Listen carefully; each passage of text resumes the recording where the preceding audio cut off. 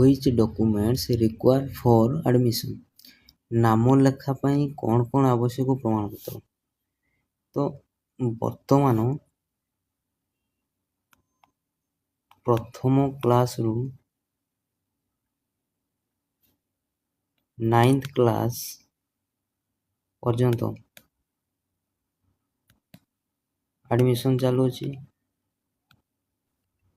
ଯେଉଁମାନେ କି ଆଡ଼ମିସନ୍ କରୁଛନ୍ତି ପ୍ରଥମରୁ 9ମ କ୍ଲାସ୍, ତାଙ୍କର କ'ଣ ଡକୁମେଣ୍ଟ ଦରକାର, ସେମାନେ କ'ଣ ନେଇକି ଗଲେ ଆଡ଼ମିସନ୍ କରିପାରିବେ।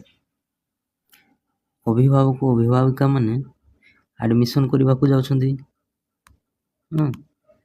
ତ ସେମାନେ କ'ଣ କରୁଛନ୍ତି, ଆଡ଼ମିସନ୍ କରିବାକୁ ଯାଉଛନ୍ତି କିନ୍ତୁ ଡକୁମେଣ୍ଟ କ'ଣ ନେବେ ତାହା ଭୁଲି ଯାଉଛନ୍ତି, ବା ସେମାନେ ଜାଣିନାହାନ୍ତି ଯେ କ'ଣ ଡକୁମେଣ୍ଟ ନେଇକି ଯିବେ, କ'ଣ ଡକୁମେଣ୍ଟ ନେଇକି ଗଲେ ଆଡ଼ମିସନ୍ ସକ୍ସେସଫୁଲ୍ ହେବ।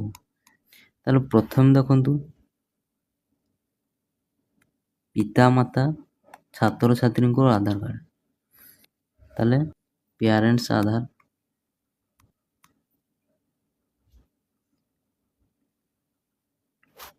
ଛାତ୍ରଛାତ୍ରୀଙ୍କ ଜାତିଗତ ପ୍ରମାଣପତ୍ର ଯେଉଁଟାକି କାଷ୍ଟ ସାର୍ଟିଫିକେଟ୍ ହେଲା। ଆଉ କ'ଣ ରହୁଛି, ଆୟ ପ୍ରମାଣପତ୍ର, ଇନକମ୍ ସାର୍ଟିଫିକେଟ୍, ଏଇଟା ହେଉଛି ବାପାଙ୍କର ଇନକମ୍ ସାର୍ଟିଫିକେଟ୍, ବାପାଙ୍କର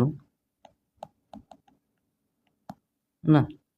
ବ୍ୟାଙ୍କ ପାସବୁକ୍ ଜେରକ୍ସ, ଏ ବ୍ୟାଙ୍କ ପାସବୁକ୍ ଜେରକ୍ସ ହେଉଛି ପିଲାଙ୍କର, ଛାତ୍ରଛାତ୍ରୀଙ୍କର ଜନ୍ମ ପ୍ରମାଣପତ୍ର, ବାର୍ଥ ସାର୍ଟିଫିକେଟ୍, ଫଟୋ 3ଟି, ପାସପୋର୍ଟ ସାଇଜ୍ ଫଟୋ ହେଲା, କ'ଣ ପାସପୋର୍ଟ ସାଇଜ୍ ଫଟୋ,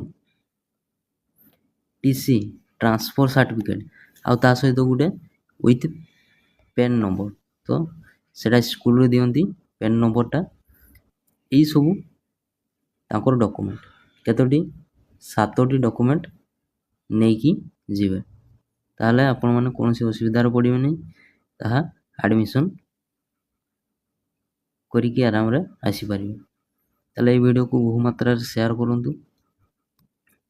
ଯେଉଁମାନେ ଆଡ଼ମିସନ୍ କରିବାକୁ ଯାଉଛନ୍ତି ସେମାନେ ଆଉ ଡକୁମେଣ୍ଟ ଯେମିତି ନ ଭୁଲିଯିବେ, ତ ସେଥିପାଇଁ ବହୁ ମାତ୍ରାରେ ଭିଡ଼ିଓକୁ ସେୟାର କରିକି ସମସ୍ତଙ୍କୁ ପହଞ୍ଚାନ୍ତୁ।